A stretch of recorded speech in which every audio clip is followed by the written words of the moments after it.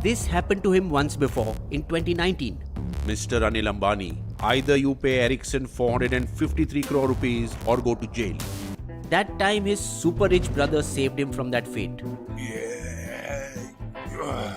And then it happened again this year. You are personally liable to the 3 Chinese banks for Arcom's use of $700 million.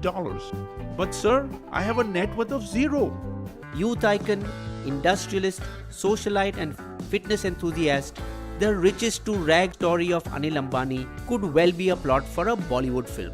Just like his father Dhirubhai Ambani, who also inspired a film, Guru. Dhirubhai was legendary for his audacious vision and his ability to successfully implement it. If you don't build your dreams, someone else will hire you to help them build theirs.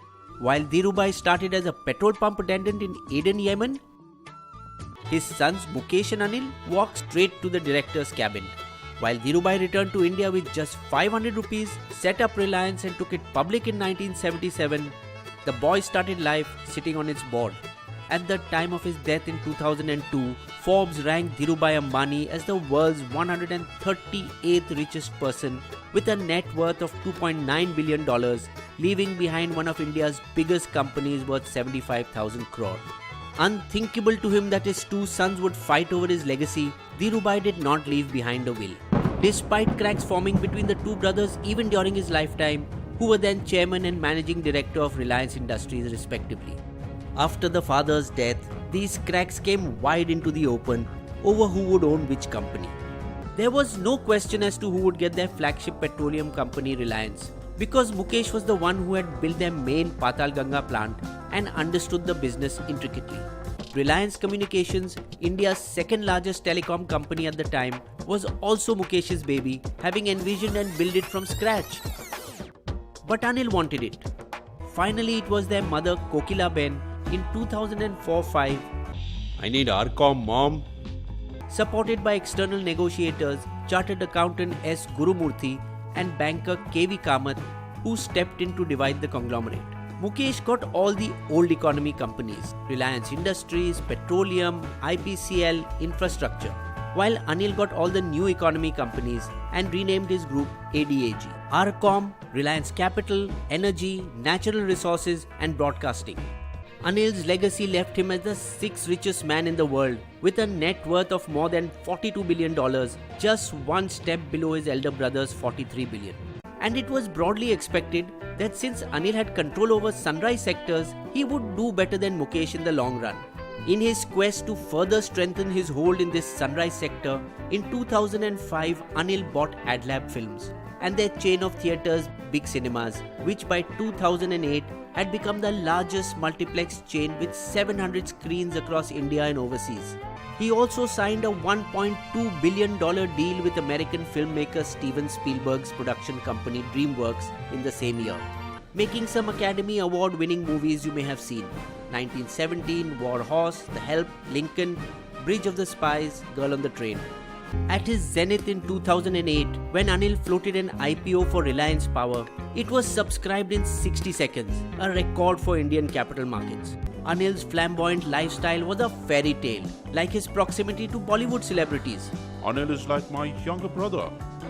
To politicians like Samajwadi Party's Amar Singh, who had enough clout to have him nominated as I, Anil Dhirubhai Ambani, having been elected as a member of the Rajya Sabha, like his bi-weekly helicopter flight from his South Mumbai home to Arcom's office in Navi Mumbai, named Dhirubhai Ambani Knowledge City, or his love for running and fitness, which he apparently took up after an American investor once quizzed him during an international fundraising spree.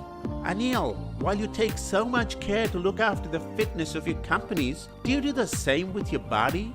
Until then, the only other running Anil had done was when he had famously chased the lovely Bollywood diva Tina Muneem for almost 10 years before finally marrying her in 1991. So popular had he become that journalists would flock to him on just a moment's notice. With elder brother Mukesh boasting of the most expensive house in Asia worth $700 million, 4,500 crore, Anil planned his own luxurious house abode, also worth about the same amount, in Bandra's Pali Hill, which is still under construction. With so much money and attention around, it seemed Anil's star would shine forever. Things, however, did not go as planned. Relations between the once close brothers that were until then civil soured. Instead of renegotiating an old deal, in 2010, Anil took Mukesh to court over the supply price of gas from Reliance Krishna Godavari Basin, when Mukesh refused to supply him gas at the contracted price. Under the terms of the 2005 gas agreement brokered by their mother, Mukesh's RIL had contracted to supply gas to Anil's RNRL at $2.34 per MMBTU, even though its price had since risen sharply in international markets. But the Supreme Court, in accordance with the government's gas utilization policy, fixed the price at $4.20 per MMBTU in favor of Mukesh's RIL. His next hit was in telecom. When RCom was set up, they adopted the cheaper CDMA technology, while rivals such as Airtel and Hutch used the more expensive GSM. While CDMA was a superior technology at 2G and 3G levels, the world was moving towards 4G and beyond, which it could not support. Once the 10-year anti-competition clause with his brother lapsed in 2015, Mukesh launched Jio and changed the face of the telecom industry in India. Within 3 years of Jio's launch, RCom's 1.65 lakh crore market capitalization lost over 98% of its value and eventually went into insolvency proceedings in May 2018. Both these were big setbacks for Anil. Now his dominoes began to fall one by one.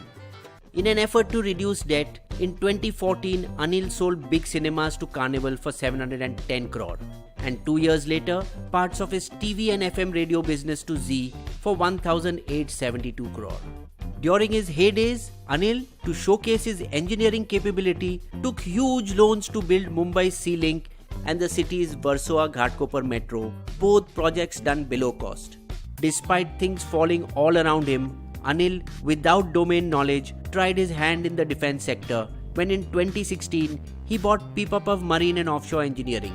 So it was no surprise when the diversification failed and the market cap of Pipapav, renamed Reliance Naval, fell 90% in 2019 from $1 billion to $100 million. The furor over the Rafale deal in Parliament also added to his woes. Finally, the profit-making and cash-generating Reliance Energy was sold off to Adani in 2017-18 for $2.5 billion, 18,000 crore, to pay off debts. Loans that Anil defaulted on worth 12,800 crore also played a part in the downfall of Yes Bank. As of December 31, 2019, Anil Ambani's telecom, naval, infrastructure and power businesses have defaulted on loans over 43,800 crore, $6 billion. His pile of debts has also affected his other projects, be it the Delhi Metro or power projects in Madhya Pradesh. While Mukesh Ambani's wealth saw ups and downs but remained steady at 43.1 billion last year, Anil's fortune stumbled to 1.7 billion and is reported to be worth less than 1 billion now. These were Anil Ambani's deadly sins. Poor strategy. RCom lost out when 4G came. This was a known drawback in CDMA. Pride, chasing prestige projects with long returns rather than the bottom line, like the Sea Link. Overambition, looking outside of core competence areas like venturing into defense. Mismanagement, taking more loans than the ability to pay in worst case scenarios like RCom, Naval, etc. Mukesh, on the other hand, has not only kept a deep focus on his core business but entered two major sunrise sectors, retail and telecom, through a well-crafted strategy. Anil is not the only one to lose his fortune. Ranbaxy's Shivinder and Malvinder Singh lost their ancestral 2 billion empire. Shashikant and Ravikant Ruya had to let go their bankrupt SR Steel to ArcelorMittal.